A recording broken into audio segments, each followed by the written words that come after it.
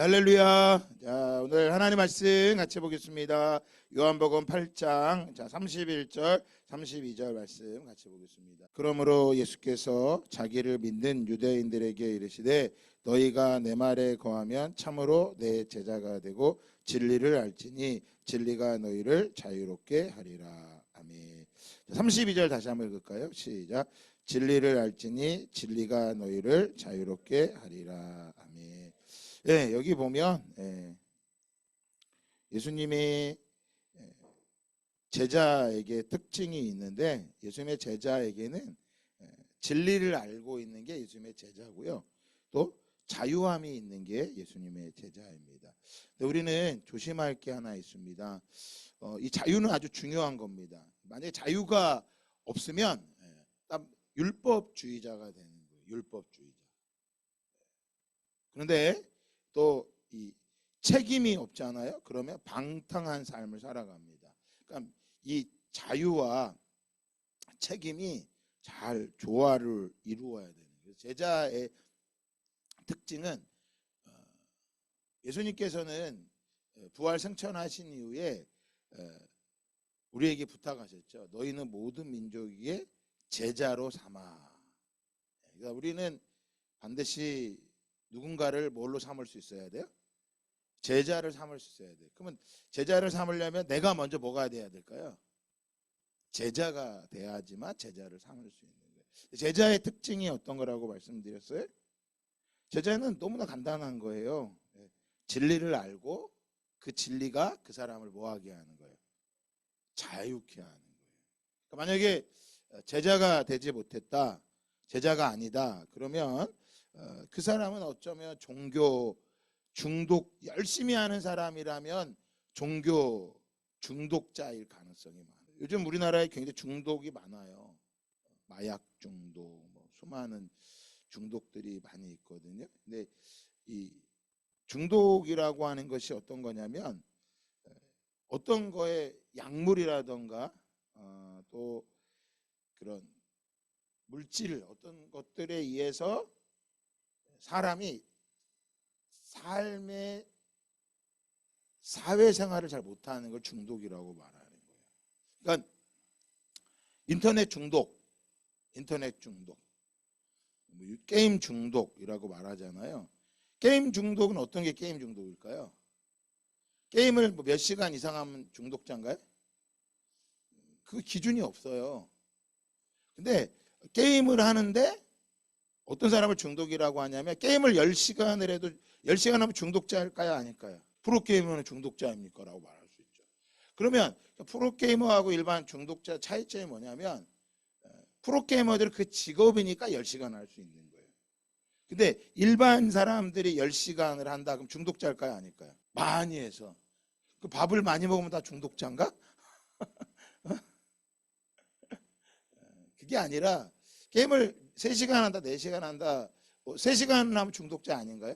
중요한 건 뭐냐면, 중독이라고 하는 의미를 뭐냐면, 그거를 내가 정상적인 삶을 살 수 없을 만큼 하게 되면, 쉽게 말하면 게임을 10시간을 할 수도 있어요. 그런데 그걸 보고 나도 10시간을 한다, 그러면 내가 프로게이머가 돼야 되는 건데 그게 아니야. 그러면 이미 내가 정상적인 생활을 못해. 엄마하고 아버지가 밥도 못 먹고 대화도 못해.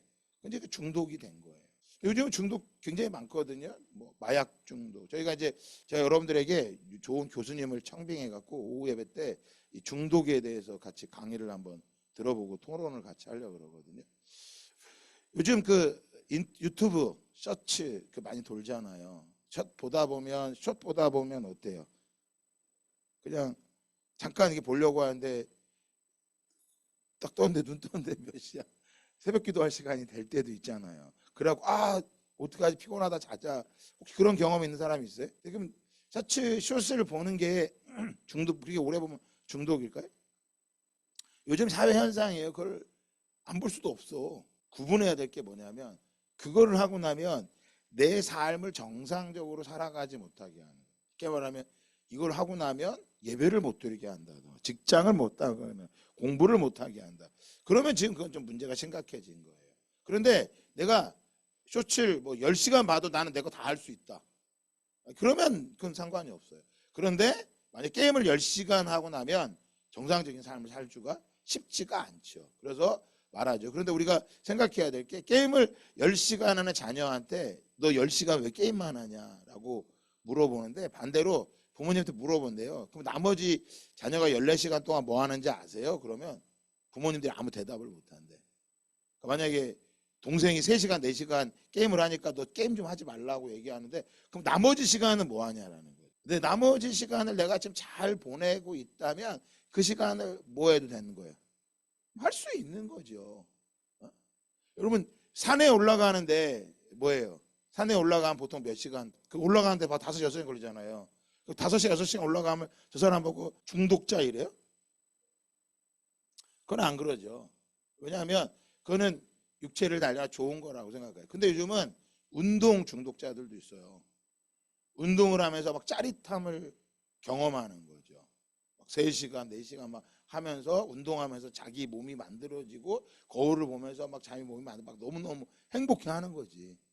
그걸 보고 막 그걸 막 보고 그래서 요즘 어때요? 그걸 가지고 막 사진을 찍고 막 속옷바람에 찍어갖고 막 올리고 막 우통 다 까고 찍고 그런 거 없잖아요. 그런 걸 가지고 사람들이 뭐라 해요? 중독자라고 한다고. 종교 중독자들이 있어요. 예수님의 제자는 자유합니다. 말씀이 그 안에 있으니까. 그런데 자유함이 없다면 그는 중독될 가능성이 많은 사람이에요. 특징이 어떤 거냐면 문제와 자신을 분리하지를 못해요.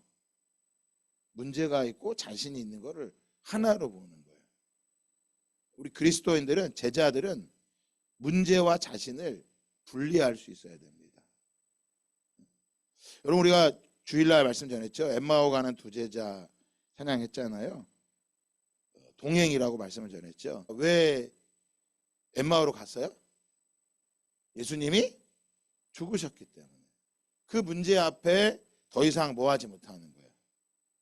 가지를 못하는 거죠. 근데 예수님은 이미 제자들에게 끊임없이 뭘 말씀하셨어요? 내가 고난받고 부활할 것이다 라고 계속 말씀을 해줬단 말이에요. 근데 그 예수님의 제자인 글로바와 또 한 사람, 어쩌면 글로바와 저와 여러분이겠죠. 그들은 예수님의 말씀에 뭐 하지 못한 거예요? 귀 기울이지 못한 거예요. 바르게 말하면 믿지 못했다고 예수님이 말씀하고 계세요. 누가복음에 보면 예수님께서 그 말씀을 풀어주니까 제자들이 눈이 떠지고 나니까 다시 뭐 하게 됩니까? 예루살렘에 돌아가서 예수님이 살아나셨다고 증거하고 자랑하게 되죠. 그들이 무엇을 만난 거예요? 그들은 두렵고 실망 때문에 돌아가려고 했지만 예수님을 만나고 나니까 도리어 기쁨이 그 안에 들어오고 소망이 들어와서 그곳으로 다시 돌아가서 그것을 알려주게 되죠. 여러분들은 각자에게 신앙생활을 말한다면 야 나는 이게 믿음 생활이다 라고 하는 걸 뭐라고 말할 수 있겠습니까? 야 이걸 예수님 믿는 건 이거야. 다르게 말하면 내 인생을 한마디로 말한다면 무엇이라고 말할 수 있겠어요? 한번 각자가 여러분 내가 지금 교회를 다니는 것만이 아니라 내가 예수님의 제자로서 갖춰야 될 것 이것이다라고 하는 것이 분명히 여러분 각자에게 좀 자리를 잡기를 바랍니다. 그저 교회 와서 목사님 말씀을 전하는 것만 매일 듣고 그것을 듣고 나면 그게 다 내 건 줄 알고 살아가는 게 아니라 내가 그 말씀을 듣고 그 말씀을 살아가고 있느냐라는 거죠. 오늘 말씀에 보면 분명히 말하죠. 너희가 내 말에 거하면 참 내 제자가 되고 그 제자들은 진리를 알게 되고 진리가 너희를 뭐하게 할 것이다. 자유롭게 할 것이다. 적어도 오늘 이 밤에 나온 저와 여러분은 다 집에 돌아갈 때 무엇을 가지고 돌아가야 돼? 자유를 가지고 돌아가야 돼. 할렐루야. 그러면 자유가 언제요? 억압이라던가 문제가 있으면 자유를 누리지 못하는 거죠. 그러니까 우리가 진리를 알지 진리가 너희를 자유롭게 한다라고 말하는 것은 무엇을 뛰어넘었다라고 하는 거예요? 문제와 내가 가지고 있는 많은 문제들, 억압된 것을 뭐 하게 된다라는 거예요. 이제 거기에 묶여서 종이 되지 않는다라고 하는 거죠. 인생은 원래가 흔들리는 겁니다. 버스가 흔들린다. 그럼 어떻게 해요? 여러분, 버스를 탔어. 버스가 막 흔들려. 그럼 어떻게 해요? 손잡이를 꽉 잡죠. 그러면 우리의 인생이 흔들려. 그럼 뭘 잡을 거예요? 네? 그래요. 말씀을 붙잡아야 돼. 그 오늘 예수님 말씀하시는 거예요. 내 말이 너희 안에 거하면 너희가 내 제자가 될 것이다. 또 말합니다. 36절에 말합니다. 그러므로 아들이 너희를 자유롭게 하면 너희가 참으로 자유로우리라. 정말 우리의 버스가 흔들리면 자유스럽게 손잡이를 잡지만 우리의 인생이 어떤 문제 때문에 어려움 때 흔들리면 자꾸 주님을 붙잡는다고 말하지만 주님을 잘 못 잡아요. 왜 주님을 못 잡을까요? 어린아이들은 버스를 타도 흔들려도 손잡이를 못 잡습니다. 왜? 작기 때문에. 그리고 잡아본 경험이 없기 때문에. 그런데 우리가 인생이 흔들리면 말씀을 붙잡는다라고 하는 건요, 그 사람의 평상시에 늘 말씀을 읽는 사람은 말씀을 붙잡아요. 근데 평상시에 말씀이 없는 사람들은 인생이 흔들리면 뭐 할까요? 말씀 못 잡습니다. 뭘 따라갈까요? 자기가 생각한 자기의 생각, 자기의 마음대로 가요. 그걸 성경은 죄의 특징이라고 말하는 거예요. 그걸 죄의 종이다라고 말하는 거예요. 예수님께서 진리를 알지 진리가 너희를 자유롭게 할 것이다 라고 말하는데 그들이 말하죠. 33절 다 같이 읽어볼까요? 시작. 대답하되 우리가 아브라함의 자손이라 남의 종이 된 적이 없거늘 어찌하여 우리가 자유롭게 되리라 하느냐. 자신들은 유대인들은 자유롭다고 말하지만 예수님은 그들에게 뭐라고 말하고 있어요? 너희는 죄의 종이다 라고 말하고 있어요. 여러분은 죄의 종입니까? 자유합니까? 여러분 죄의 종입니까? 자유하십니까? 모두 다 자유하시기를 예수님의 이름으로 축복합니다. 누가 자유할까요? 누가 자유할까요? 내 진리를 아는 자가 자유한 겁니다. 그래서 버스가 흔들릴 때 손잡이만 잡으려고 하지 마시고 내 인생이 흔들릴 때 말씀을 붙잡는 걸 하나님은 보기를 원하세요. 그래서 지금 아무 문제가 없다, 평안하다, 그 사람은 지금 말씀을 잘 붙잡을 때예요. 왜? 조만간 뭐가 찾아올 거니까. 어려움이 찾아올 거란 하나님이 말씀해 주시는 거예요. 그때 어떻게 자연스럽게 무엇을 따라 붙잡을 수 있어야 돼요? 말씀을 붙잡는 사람인데 오늘 내 삶이 너무나 흔들려, 요동해, 너무 흔들리니까 예배도 드리기 싫어. 근데 성경은 분명히 말하죠. 믿음은 언제 생긴다고 말하고 있어요? 들음에서 말하고 있어요. 믿음은 듣지 않으면 잘할 수 없습니다. 그래서 인생이 흔들리면 흔들릴수록 어려우면 어려울수록 자꾸 어디에 나와야 돼요? 말씀의 자리에 나아가야 됩니다. 그런데 중독에 빠지게 되면 사람들과 함께하지 못합니다. 그러니까 중독이 좋은 중독이 있고 나쁜 중독이 있어요. 운동 중독, 일 중독, 그런 건 참 좋은 중독이죠. 결국 자기를 개발하는 거지 사실 하나님 보실 때 그걸 좋다고 말하지는 않아요. 가장 좋은 중독은 어떤 걸까요? 예수에 중독된 거예요. 예수에 빠져 있는 거예요. 예수를 생각하면 기쁜 거예요. 예수의 중독자. 손양원 목사님은 자신이 예수 중독자가 되기를 원한다고. 예수 중독자가 됐기 때문에 그는 어디 가세요? 애양원에 가서 문둥병자들과 나병 환자들과 함께 할 수 있었던 거죠. 오늘 저와 여러분이 예수의 중독자가 되기를 주님의 이름으로 축복합니다.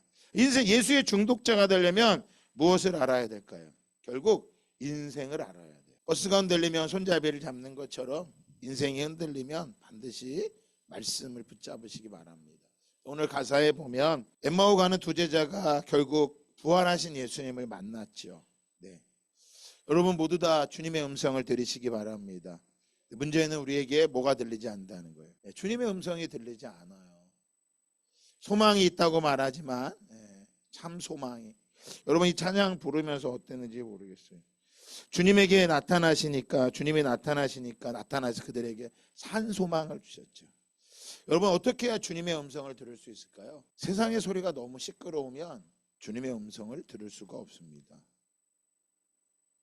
내 소리가, 내 안에서 일어나는 소리가 너무 많으면 주님의 소리가 들리지 않는 겁니다. 왜 성경 우리에게 감사하라고 말할까요? 감사해야 주님의 음성이 들립니다.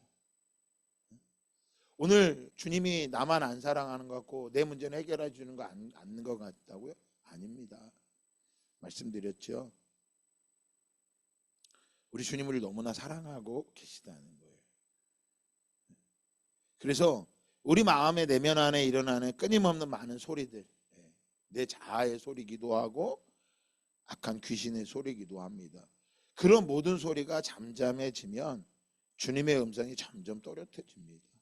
그리고 말씀이 우리 안에 거하면 내 제자가 된다고 말씀하신 것처럼 늘 말씀을 듣는 훈련이 되어야 됩니다. 군인들이 쓰는 암호들이 있습니다. 이렇게 똑똑똑똑 모스라고 하는 게 있어요.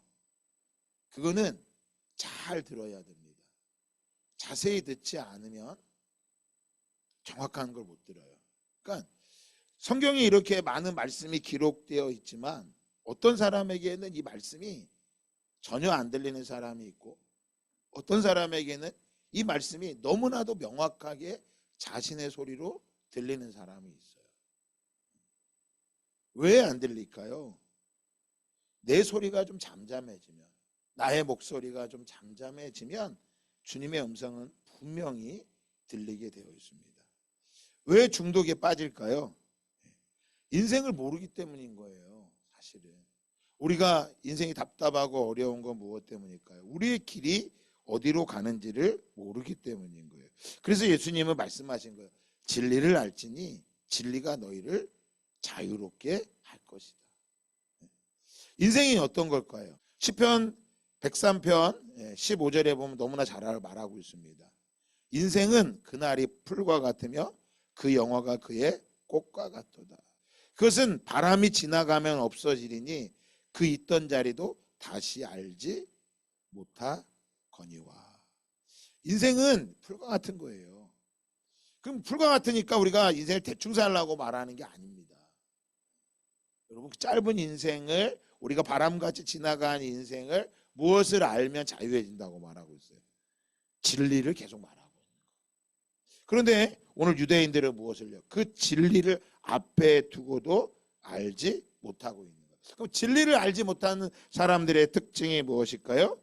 오늘 본문 36절에 말한 것처럼 그러므로 아들이 너희를 자유롭게 하면 너희가 참으로 자유하리라. 뭘? 자유함이 없는 거예요. 인생은 내 마음대로 되는 게 아니에요. 그래서 내가 모든 걸 누리고 있다고 해서 그게 내 게 아닌 거야. 죄가 어떤 걸까요? 그게 다 내 거라고 생각하는 거예요. 성경은 우리 것이 아니라고 말합니다. 따라합시다. 청지기. 청지기라고 말하는 거예요. 하나님이 우리에게 맡겨주셨다고 말씀하고 있는 거예요. 어쩌면 엠마오로 가는 두 제자가 이렇게 절망과 공포와 근심에 쌓일 수밖에 없었던 이유는 무엇 때문이었을까요? 이들이 예수님을 몰랐다면 이렇게 할 필요가 없죠. 이런 어려움을 당할 이유가 없는 거죠. 도리어 예수님을 뭐 하라고 외치면 돼요?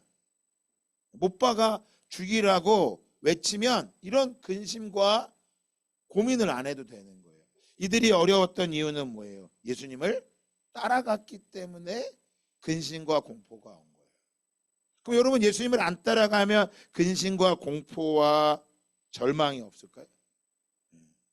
인생은요 자체가 절망이고 어려운 게 많이 있습니다. 그래서 사람들은 종교라는 걸 선택해서 나아가고 있는 거예요. 오늘날은 우리 애들의 종교는 대부분 어떤 거예요? 자기 자신인 거예요.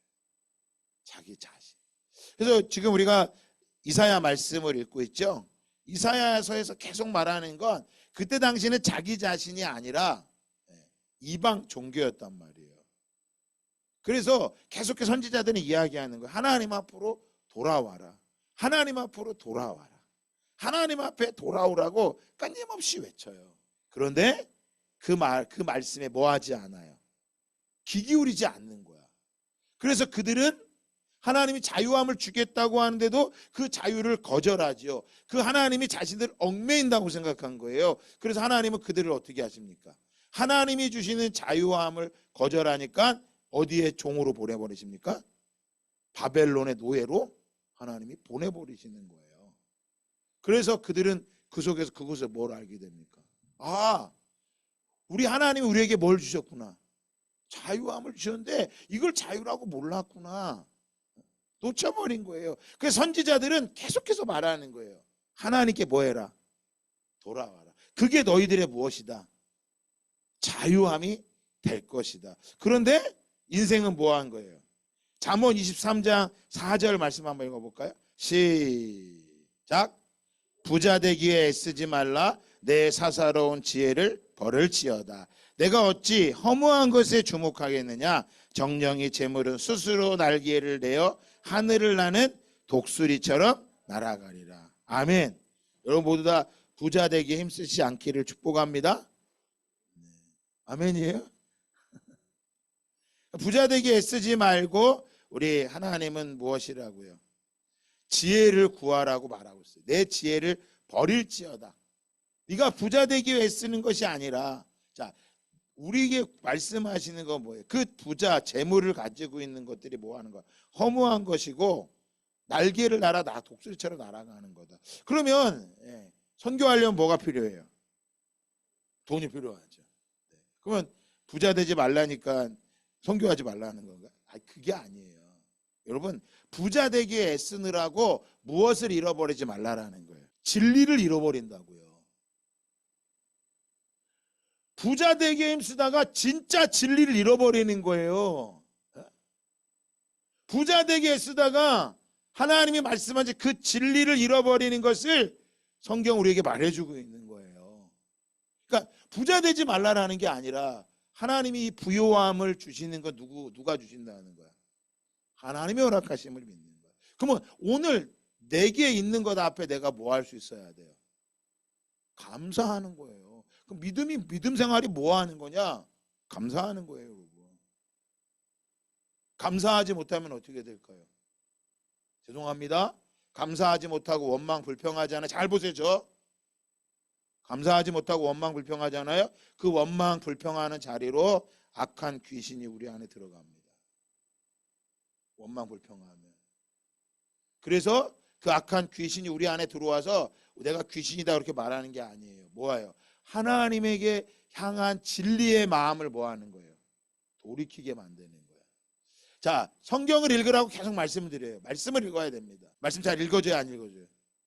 괜찮아요. 안 읽어지죠? 왜 안 읽어질까요? 그걸 가르쳐서 뇌과학에서는 구조가 안 됐다라는 거야. 근데 말씀을 읽는 구조는 안 됐는데 뭐 하는 구조는요?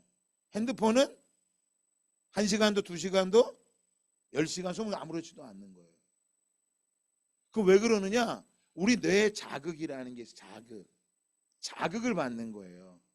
자극. 그럼 보세요. 여러분, 우리가 잘못된 자극을 계속 받는 거예요. 요즘은요, 이 현대 사회에는요, 제가 에베소서 말씀이 너무나 이해가 갔어요. 뭐라 그러냐면 바울이 마귀의 간계를 능히 대적하기 위하여 하나님의 전신갑주를 입으라. 마귀의 간계가 뭐냐면요, 속임수라는 말이에요. 속임수. 마귀가 너 속이는 거야. 마귀가 네 생각을 빼앗아 버리는 거야. 분명히 아까 말씀드렸죠. 버스가 흔들리면 손잡이를 잡으면 괜찮은데 인생이 흔들리면 말씀을 붙잡아야 되는데 평상시에 말씀이 없는 사람들은요, 인생이 흔들리면 말씀을 붙잡는 게 아니라 뭐 하는 거? 자기를 붙잡아요. 잘못된 걸 붙잡는 거예요. 그래서 바울은 말하는 거, 마귀의 속임수에 속지 말아라. 그런데 지금 이 땅에 있는 자극이요, 얼마나 큰 거냐면 과거에 100년 동안 쌓인 그 영상과 음향이요, 지금은 단 하루에 자극이 다 오는 거야.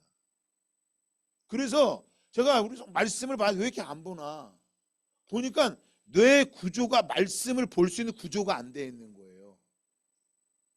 그 예배를 드려도요, 지금 등대교회 성도들은 주일 예배를 드려도요, 진짜 거의 조는 사람이 없어요. 저희 교회 예배가 짧지를 않아요. 다른 교회 1부, 2부, 3부 막 이러는데 교회는요, 예배를 1시간을 다 맞춰야 돼요. 꼭 결혼식장처럼 칙칙칙칙 다 나가야 돼. 뭐 그게 옳다 나쁘다, 예배를 오래 드려야 좋다 나쁘다, 그걸 말하는 게 아니라요, 사람들이 길어지면 못 견뎌야 하는 거야. 길고 지루하잖아요? 못 견뎌요. 여러분, 숏이 나쁜 건 아니야. 볼 수 있어요. 사회 현상이니까. 그게 너무나 많으니까. 그런데 숏을 자꾸 보잖아요? 성경 보기 어렵습니다. 유튜브 많이 보죠? 성경 보기 어려워요. 왜? 내 구조가 망가져가고 있다는 거예요. 보세요. 그런데 공부는 되게 열심히 해. 공부는 엄청 열심히 해. 그건 왜 할까요? 자기의 육체의 문제가 달려있다고 생각하니까 하는 거야. 그런데 자신이 뭐라고 생각하는 거야? 영이라고 생각하지 못하면 못하는 거예요. 그래서 여러분 속으면 안 돼요. 내가 힘들어도 적어도 내가 하루에 5장 말씀을 읽고 말씀을 묵상하는 훈련을 하고 설교를 할 때, 목사님 말씀을 전할 때 저 설교가 판단하는 게 아니라 저 생각을 고민을 해보셔야 돼요. 내가 말씀을 많이 듣는다고 내 믿음이 좋은 게 아니란 말이에요. 성경은 뭐예요? 듣는 것보다 행하는 것이 더 옳다고 말하고 있단 말이에요. 그러니까 우리에게 말하는 거예요. 너희가 뭐 부자 되기 위해 애쓰지 말아라. 그 말은 부자가 되지 말라는 게 아니라 성경이 하나님은 우리를 부욕해 하신다고 말씀하시는데 그 소리가 아니라 뭐예요? 그 부자 되느라고, 그 부자 되기 위해 애쓰느라고 진짜 뭐를 잃어버리지 말아라. 진리를 잃어버리지 말아라. 네가 원하는 그 부자 되는 거, 그것은 허무한 것이고 스스로 날개를 내어 날아가는 독수리처럼 다 날아가는 거니까 거기에 네 마음을 쏟지 말고 뭐 하는 거야? 하나님 앞에 네 마음을 좀 드려라. 하나님을 경외함이 부요함의 근본이다. 그래서 하나님이 섬기는 거예요. 그 경외함을 드리는 거예요. 그런데 내가 하나님을 경외했는데 내 안에 부요함이 없는 것 같아. 내 눈에 부요함이 없는 것 같아. 지금 그 사람 방향이 잘못된 거예요. 진리를 알지니 진리가 너희를 분명히 자유롭게 한다. 여러분, 부요함에서 자유해지시기를 예수 그리스도의 이름으로 축복합니다. 목사에게는요, 가장 원하는 게 있어요. 뭘까요? 목사는요, 저에게 가장 제일 간절한 소망은 뭘까요? 네? 뭐라고요? 모든 성도가 고마워요. 좋은 목사로 맞았어요. 사실 제 안에는 절해야 되는데, 사실 제 안에는 교회가 성도가 많아지는 거. 모든 목사에게는 이게 다 소망이에요. 성도들이 많아지는 거. 그리고 모든 성도가 소망이 많아지고 거기에 또 모든 성도 천국 가는 거. 우리 은빈이가 저보다 훨씬 좋은 목사가 될 수 있어요. 천국에 가는 게, 모든 성도들이 천국에 가는 게 소망이어야 되는데 성도가 많아지는 게 목적이 되면 그 목사는 종교에 중독된 목사가 돼버린 거예요. 이미 자유함이 없는 거예요. 그것이 아니에요. 아까 말한 것처럼 모든 성도들이 천국에 가도록 하나님을 기쁘시게 하는 무엇을 전해야 돼요? 진리를 전해야죠. 세상에는 부자 되는 게 뭐예요? 다 성실하게 살면 부자가 됩니까? 어때요? 열심히 살면 부자가 돼요? 우리 요즘 청년들이 결혼을 못하는 이유가 뭐야? 우리 등대교회 청년들이 그것 때문에 결혼 못하지 않게 말합니다. 대부분 청년들이 결혼 못한다는 이유가 뭐예요? 돈이 많이 들어서. 돈이 많이 들어. 속지 마세요. 돈이 너무 없어서 헤어지는 것도 있겠죠. 하지만 그래서 전도서 기자는 말합니다. 내가 하나님 너무 많아서 하나님 부인하지 않고 적어서 하나님 원망하지 않게 해달라고. 그런데 많고 적음이 아니라 무엇이에요? 하나님을 알고 있느냐라고 하는 것입니다. 자, 잠언 23장 17절 한번 읽어볼까요? 17절 시작. 내 마음으로 죄인의 형통을 부러워하지 말고 항상 죄인의 형통을 뭐하지 말고 부러워하지 말고 항상 여호와 하나님을 뭐하라? 경외하라. 예, 부자 되는 데는요, 예, 나쁜 짓을 많이 하는 사람도 많아요. 그래서 도박 중독에 하는 사람들은요, 도박에 빠진 사람들은 처음부터 내가 도박 중독이 되겠다는 사람 아무도 없어요. 한 번을 했는데, 도박 중독 어떤 사람의 내가 들었는데, 한 사람이 하루에 이걸 벌었대. 하루에 얼마일까요? 네? 하루에 이걸 벌었대. 네, 하루에 5억을 벌었대. 하루에 5억을 벌은 사람이 그 다음부터 한 달 동안 땀 흘려 일하면 300만 원 벌고 200만 원 버는 일 할 수 있을까요? 못할까요? 절대 못해요. 왜? 5억 받은 뇌 경험이 있어요. 야, 이거 한 번만 5억을. 근데 문제는 뭐야? 그 5억이 맨날 되는 게 아니라는 거야. 한꺼번에 인생을 살아 전체를 다 받아버린 거예요. 그런데 어떤 사람이 뭐예요?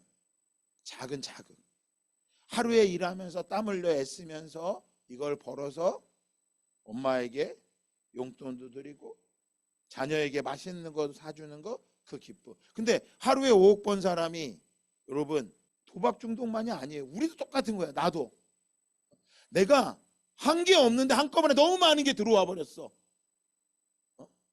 내가 하나님을 경외한 너무 많은 것들이 내게 막 너무 형통하게 문제가 잘 풀려. 그러면 하나님 찾을까요? 당연하게 여기는 거예요. 속지 마셔야 돼. 그래서 성경은요, 땀 흘리면서 얻어지는 복을 말하고 있는 거예요. 그래서 절대 뭐 하지 말래. 너희들 죄인의 형통을 부러워하지 마. 죄인들의 형통을 부러워하지 마. 어떤 세 자녀를 기르는 엄마가 있었어요. 근데 세 아들 셋을 기르는데 너무 어려운 거예요. 근데 하루는 세탁기마저 고장이 난 거예요. 그 당근마켓을 보고 세탁기를 사러 그 집에 간 거예요. 남편하고. 근데 들어가자마자 짜증이 확 나는 거야. 왜? 집이 너무 좋은 거야. 그리고 최신식의 가구와 주방 시설 너무나 좋은데 막 한편 마음이 우라통이 터지는 거야. 그러면서 그 남편이 이렇게 얘기한 거예요. 아유, 우리 집이 아들 녀석이 얼마나 개구장인지 신발이 하도 빨리빨리 닳아서 아우, 세탁기가 감당이 안 된다. 그래서 우리가 어쩔 수 없이 중고 세탁기를 사러 왔다고. 그랬더니 그 말을 하고 있으니까 갑자기 그 부인이, 그 주인 아내가 고개를 숙여서 방으로 막 들어가 버리는 거예요. 이 사로운 주인 남편이 미안하니까 이렇게 말해요. 아, 죄송합니다. 사실 우리 딸은 태어난 지 12년 됐는데 한 번도 걸어본 적이 없는 장애아입니다. 아마 우리 아내가 당신들의 이야기를 들으면서 집에 누워있는 아이가 불쌍해서 그냥 뛰어들어간 것 같습니다. 중고 세탁기를 사러 갔던 그 아내가 들어와서 낡은 운동화를 볼 때 어떤 마음이 들까요?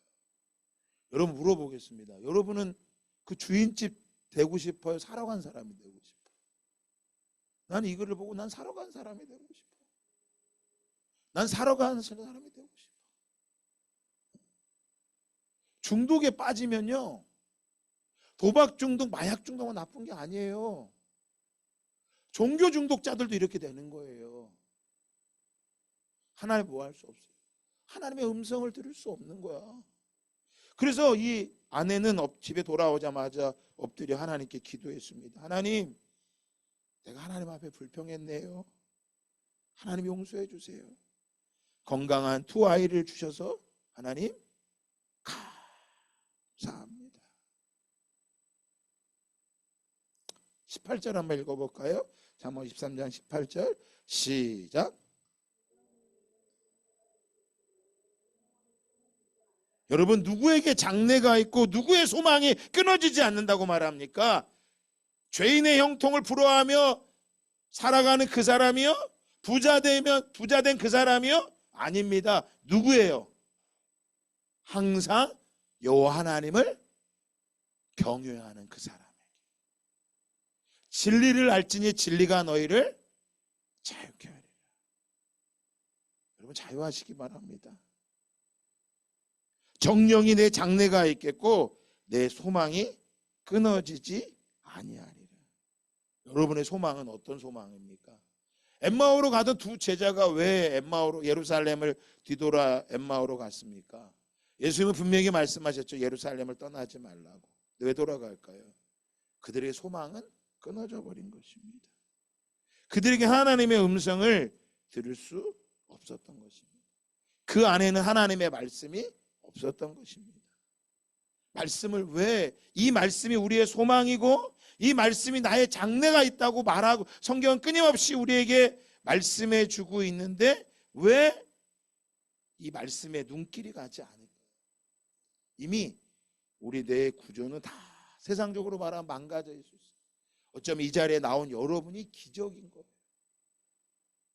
이 자리에 나올 수 없는 그런 자인데 그래도 여러분이 주님을 사모하기에, 주님이 아니면 살아갈 수 없기 때문에 나온 여러분이기에 예수 그리스도의 이름으로 축복합니다. 잠언 22장 2절을 한번 펴볼까요? 시작.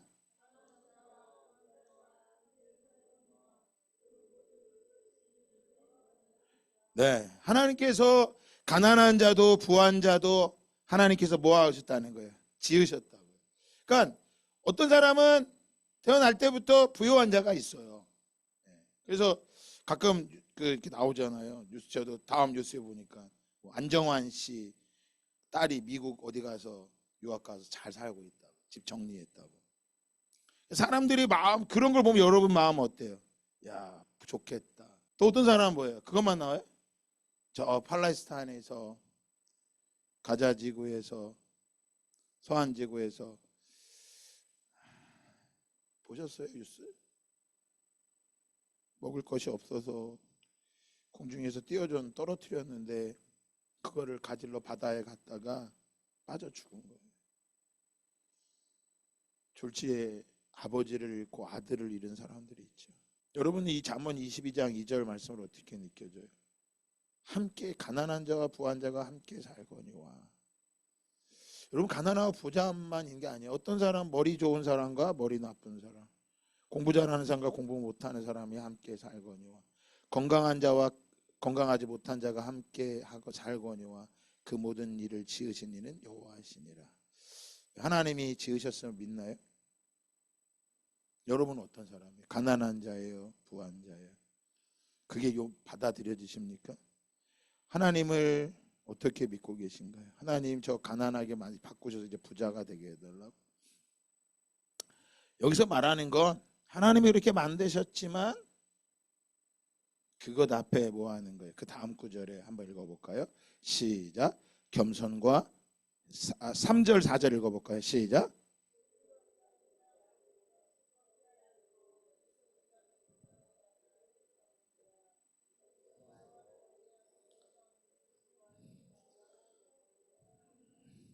아멘. 여러분 3절에 말하죠. 슬기로운 자는 재앙을 보면 숨어 피하여도 어리석은 자가 나가다가 해를 받느니라. 가난하고 부한 게 중요한 것이 아니라 하나님께 만드셨지만 그 속에서 슬기로운 자, 어리석은 자를 말하고 있고 더 중요한 건 뭐예요? 4절에 겸손과 여호와를 경외함의 보상은 재물과 영광과 생명이니라. 그러니까 하나님 앞에 이 모든 것들이 있음을 인정하고 나가는 거예요. 그래서 우리가 할 수 있는 건 뭐예요? 감사인 거예요. 감사. 그리고 우리가 할 수 있는 건 뭐예요? 사랑하는 거예요. 사랑하는 거예요. 하나님은 모든 사람을 사랑하셨죠. 인류를 너무나 사랑하죠. 그래서 자신의 아들을 죽기까지 우리를 사랑하셨습니다. 그래서 예수님의 제자의 모습은요, 어떤 모습이 되냐? 가난했다가 부해지면 예수님의 제자가 된 것이다. 아니에요. 몸이 아팠는데 나았으면 예수님의 제자다. 아니에요. 어떤 게 예수님의 제자일까요? 빌립보 2장 8절 말씀 한번 찾아볼까요? 시작. 사람의 모양으로 나타나사 자기를 낮추시고 죽기까지 복종하셨으니 곧. 네. 이게 우리의 신앙의 목표가 되어야 됩니다. 예수님을 닮는 것입니다.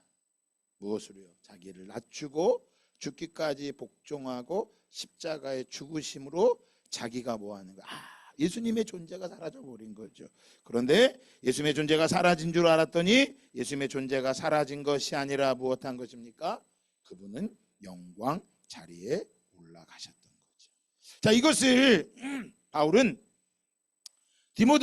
데살로니가전서 2장에서 이렇게 말합니다. 한번 찾아볼까요? 데살로니가전서 2장 11절 같이 한번 봅시다. 데살로니가 교회를 바울이 너무나도 기뻐하고 있어요.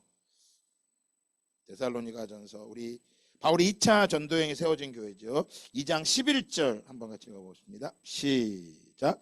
너희도 아는 바와 같이 우리가 너희 각 사람의 아버지가 자기에게 자녀에게 하듯 권면하고 위로하고 경계하노니. 12절 시작. 이는 너희를 부르사 자기 나라와 영광에 이르게 하시는 하나님께 합당히 해가게 하려 함이니. 13절 시작. 이러므로 우리가 하나님께 끊임없이 감사함은 너희가 우리에게 들은 바 하나님의 말씀을 받을 때에 사람의 말로 받지 아니하고 하나님의 말씀으로 받음이니 진실로 그러하도다. 이 말씀이 또한 너희 믿는 자 가운데서 역사하느니라. 여러분, 말씀에 반드시 뭐가 일어납니까? 역사가 일어나는 거예요. 그 말씀이 살아 움직이게 되어 있는 것입니다. 그래서 하나님의 말씀이 그 안에 들어가면, 그 가정에 들어가면, 그 직장에 들어가면, 그 삶에 들어가면 그 자리는 바뀌는 거예요. 어떻게 바뀔까요? 감사가 넘치는 거예요. 그래서 복음은 우리가 복음 앞에 나아간 게 아닙니다. 어떤 분이 이런 시를 썼더라고요. 내가 다가간 게 아니라 그가 다가오셨다. 내가 깨끗해서가 아니라 날 씻기기 위해 오셨다. 그렇게 자기를 버려 나를 사셨다. 우리의 이야기는 그렇게 시작되었다. 저와 여러분의 인생은 이렇게 시작된 거예요. 어떤 인생이요? 새로운 피조물의 인생이 바뀌게 되었음을 말하고 있는 것입니다. 바울이 지금 기뻐하는 것이 무엇입니까? 데살로니가 교회가 이 복음 앞에 섰을 때 많은 핍박과 어려움이 있었단 말이에요. 인생의 굴레와 같은 어려움들이 이 교회에 있었단 말이에요. 말씀드렸지만 여러분, 주일날 제가 예수의 증인을 전할 때 이 데살로니가 교회는 바울이 채 일주일 정도밖에 있지 못했어요. 그 짧은 기간밖에 안 있었는데 데살로니가 성도들은 너무나 믿음을 잘 지키고 있었어요. 그 모습을 가르쳐서 데살로니가전서 1장에는 이렇게 말해요. 너희의 믿음의 역사와 사랑의 수고와 소망의, 우리 주 예수 그리스도에 대한 소망의 인내를 우리 하나님 앞에서 끊임없이 기억하고 있느니 이 너희들의 믿음이 마게도냐와 아가야에 있는 모든 사람들의 본이 되었다라고 말할 만큼 이들이 너무나도 그 믿음 생활을 잘하고 있는 거예요. 그런데 그것을 기뻐하는 게 무엇 때문이라고 말하고 있어요? 너희가 하나님의 말씀을 받을 때, 여러분 잘 보세요. 너희가 하나님의 말씀을 받을 때에 사람의 말로 받지 아니하고 하나님의 말씀으로 받았다라고 말하고 있어요. 그래서 이것이 너희 믿음 가운데 역사하고 있다고 말하고 있습니다. 그럼 어떻게 이 역사가 나타났을까요? 14절에 보니까 형제들아 너희가 그리스도 예수 안에서 유대에 있는 하나님의 교회들을 본받는 자 되었으니 그들이 유대인에게 고난을 받음과 같이 너희도 너희 동족에게 동일한 무엇을 받았다고 말하고 있습니까? 고난을 받았다라고 말하고 있어요. 그러니까 믿음의 역사는 어떤 게 믿음의 역사예요? 고난을 뭐 할 수 있는 거야? 이길 수 있는 힘이 생기는 거예요. 내 자신을 보는 게 아니라 살아계신 하나님의 말씀을 통해서 이기는 거예요. 무엇을 통해서? 여러분, 이 말씀이 아니면 못 이기는 거예요. 그래서 여러분이 지금도 말씀 보기가 불편하고 어렵다, 그러면 지금 빨리 핸드폰을 줄여야 될 때인 거야. 왜? 우리 뇌의 구조가 점점 망가져가고 있는 거야. 아니, 목사님 저는 괜찮습니다. 그렇죠. 교회는 나올 수 있죠. 그러나 주님의 음성은 못 듣는 거죠. 그러니 무엇이 없어요? 자유함이 없는 거죠. 자유라는 건 어떤 거예요? 이 말씀만 보고 마치도록 하겠습니다. 빌립보서 4장에 말합니다. 10절부터 같이 봉독합니다. 시작. 내가 주 안에서 크게 기뻐함은 너희가 나를 생각하던 것이 이제 다시 싹이 남이니 너희가 또한 이를 위하여 생각은 하였으나 기회가 없었느니라. 11절입니다. 시작. 내가 궁핍함으로 말하는 것이 아니라 어떠한 형편에든지 나는 자족하기를 배웠노니. 12절. 나는 비천에 처할 줄도 알고 풍부에 처할 줄도 알아. 모든 일 배부름과 배고픔과 풍부와 궁핍에 처할 줄 아는 일체의 비결을 배웠노라. 내게 능력 주시는 자 안에서 내가 모든 것을 할 수 있느니라. 아멘. 이게 자유함인 거예요. 여러분, 이 자유가 임하기를 축복합니다. 내가 궁핍해서 말하는 게 아니야. 나는 어떠한 옆에 자족하고 있어. 나는 만족하고 기뻐하고 있어. 하나님이 이런 자리를 허락하시면 이거에 기뻐하고 계시고, 이 자리를 허락하면 이런 자리에 기뻐하고 있는 거야. 여러분, 이런 사람들을요, 세상에서 뭐라고 말하느냐? 맷집이 좋다라고 말하는 거예요. 맷집이 좋다고. 근데 성경은요, 하나님은, 제가 보니까 하나님은 이런 맷집이 좋은 사람, 그리스도 안에서 그 내면이 강한 자를 하나님이 만들고 계시더라고요. 내가 해결할 수 없는 일들은요, 빨리빨리 내려놓으세요. 내가 열심히 해서 될 것 같으면 하세요. 근데 내가 이건 도저히 안 될 것 같아. 내 남편 내가 못 바꿀 것 같아. 그러면 그 남편 갖고 막 속 썩지 말고요, 하나님을 붙잡으세요. 물질 내가 열심히 해도 벌어지는 게 아니야. 그러면 그거 막 붙잡고 막 어떻게 하면 더 벌어보려고 어리석게 살지 말라고요. 그냥 주신 거 감사하셔야 돼요. 그게 안 되면 뭐 하는 거예요? 그걸 얻으려고, 쾌감을 얻으려고요, 지금의 기쁨보다 100배의 기쁨을 얻기 위해서 뭐 하는 거예요? 하는 거예요. 왜 컨닝할까요? 공부하다 왜 컨닝할까요? 점수 잘 받고 싶은 거야. 수고에 노력해서 점수 받는 것보다 어떤 수단과 방법을 안 가려서 컨닝을 해서라도 점수를 올려서 아버지에게, 선생님들, 친구들 인정받고 싶은 뇌에 자극이 들어온 거예요. 그게 되면 실제로 그렇게 하는 거예요. 똑같은 거예요. 속지 마세요. 우리 주님은 우리에게 우리가 걸어가야 될 인생의 길, 내게 허락하신 그의 길, 그의 나라와 그의 의를 구하며 묵묵히 그 길을 걸어가는 거, 오늘 내게 주신 그 기쁨을 감사로 받아들이면서 도리어 뭐 하는 거야? 주위에 좀 관심을 가지려는 거야. 주위에. 그리고 내 눈에 보이는 아름다운 걸 좀 보며 기뻐하래요. 요즘 너무 기쁘지 않아요? 밖에 봐보세요. 벚꽃이 너무 이쁘지 않아요? 이 벚꽃을 보면서 뭐 할 수 있어야 된다는 거야? 기뻐하고 감사할 수 있어야 되는 거야. 그런데 그게 안 보이면 뭐 하는 거야?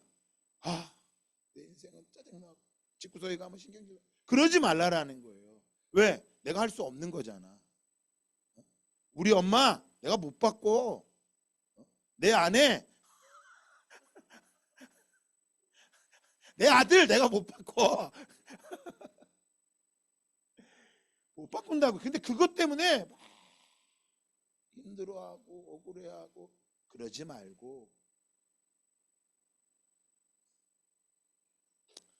도리어 주님이 걸어가신 그 길을 뒤돌아보면서, 오늘 바울이 말하는 것처럼 내가 궁핍해서 말하는 게 아니야. 나는 어떤 패 자족하고, 나는 비천에 처할 줄도 알고 풍부에 처할 줄도 알아. 배고픔과 풍부와 궁핍에 하는 것이 다 똑같아. 이거를 불교에서 해탈했다고 말하거든요. 우리는 해탈 정도가 아니라 그것들 아래 포기하고 사는 것이 아니라 그 자리에서 내게 능력 주신 자, 내가 모든 것을 뭐 할 수 있다? 할 수 있다. 내 인생 가운데 와라. 동남풍아 불어라. 서북풍아 불어라. 가시밭에 백합화 예수 향기 날래니. 여러분, 예수 향기 날래는 거예요. 동남풍이 불고 서북풍이 불고, 그 어떤 것이 우리에게 만족을 줄 수 있겠어요? 예수 향기 날래니. 할렐루야. 아멘. 할렐루야. 아멘. 날마다 그 은혜가 있기를 주님의 이름으로 축복합니다. 인생길 험하고 마음 지쳐 살아갈 용기 없어질 때 너 홀로 앉아서 울지만 말고 예수님 품 으로 나오시오. 예수님은 나의 생명 믿음 소망 사랑 되시니 십자가 보혈 자비의 손길로. 자, 서로 인사합시다. 상처 입은 너를 고치시리. 아멘. 우리 주님이 고치십니다. 고치세요. 여러분, 우리의 인생이 힘들고 어려운 건 말씀을 붙잡으라고 말씀하시는 거예요. 결코 우리 예수님이 우리의 은신처가 아니에요. 은신처는요, 피해서 숨는 곳을 은신이라고 말하는 거예요. 교회는 은신처가 아니에요.